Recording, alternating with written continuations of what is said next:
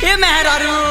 हाँ प्रणाम। कहाँ ले पहुँचनी जी? प्रणाम प्रणाम। कहाँ ले पहुँचनी? गाँव में ताइए गइल बानी, लेकिन है स्कूलिया पर नहीं के गौआ के ओने कौन कदल बड़ा लो हमरा क्वारंटाइन कानू होला 14 दिन।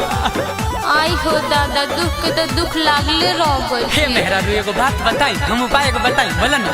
हाँ बोली ना। तू वो काम करना रहती है कि का कर, मास्क ले लो, मास्क बानू, मास्क ले लो, सैनिटाइजर ले लो, चलो स्कूल के पीछे आ जाओ। ए हम देख ले बने। हम लोकेशन भेज दें व्हाट्सएप पर। अच्छा रुकी, नेट भरवाओ तनी। सालभा पयनी लॉकडाउन में घरे तोहरा मिले के काहे मनबो न करे। बोलत काहे नहीं? चलो फोन में कट करे ना जी, लाइन पे बनी। सालभा पयनी लॉकडाउन में घरे तोहरा मिले के काहे मनबो न करे। देखेला सूरत तो तरस गईनी, तरस गईनी। अरे हमरो तो मन बेचैन बा। तो आवत काहे नहीं? कोई बुन आज रात तो बोलन ना। तो सुनी, कैसे के मिल आई बोली ए राजा, रोवा क्वारंटाइन में फंस गईनी। हां रोवा से ज्यादा मन करत हमार, कहीं से कुलिया में फंस गईनी, कहीं से कुलिया में फंस गईनी।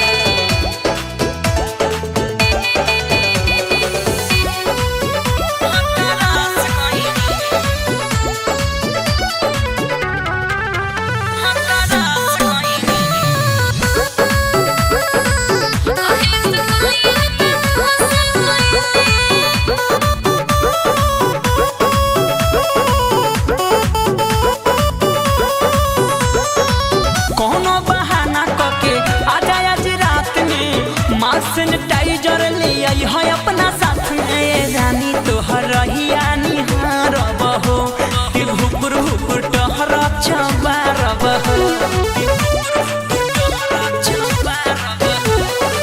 घर के हम कन्या बने, कैसे के आए बने ना देखले हम रहिया भुलाई।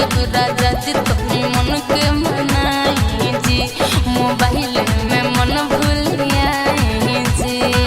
तोहरा ला साचू हम उदास भइनी, हाँ उदास भइनी।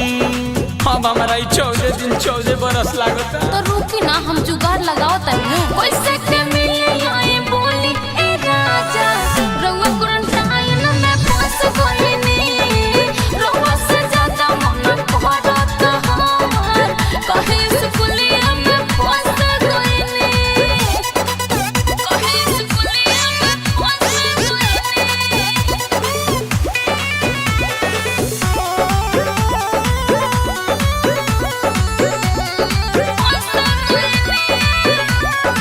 14 दिन लागता, 14 बरस हो, बैठल जाता हमरा देहिया तनस हो। ना मिला तो मरिए जाइब हो, सच में कुछ करिए जाइब हो, कुछ करिए जाइब हो। पिया से लाल रउआ लेहि न टेंशन, व्हाट्सएप पर भेज दिही अपन लोकेशन। न पर से दूरी सहाता जी, आवतनी अब न रहता जी। रस के चक्कर में अड़स गईनी, सच फंस गईनी। हम तो फंसिए गइल बानी, प्लीज आ जाना। ठीक बा, ऐसे के मिले आई बोली ए राजा, रउआ क्वारंटाइन में फंस गईनी। रउआ से ज्यादा मन करत हमार, कहीं से कुलिया में फंस गईनी। सालभा पयनी लॉकडाउन में घरे तोहरा मिले के काहे मनबो न करे। देखेला सूरत तो तरस गईनी, तरस गईनी। कैसे के मिले आई बोली ए राजा, रउआ क्वारंटाइन में फंस गईनी। हां रउआ से ज्यादा मन करत हमार, कहीं से कुलिया में फंस गईनी। अच्छा ठीक बा, व्हाट्सएप पर लोकेशन भेज दे।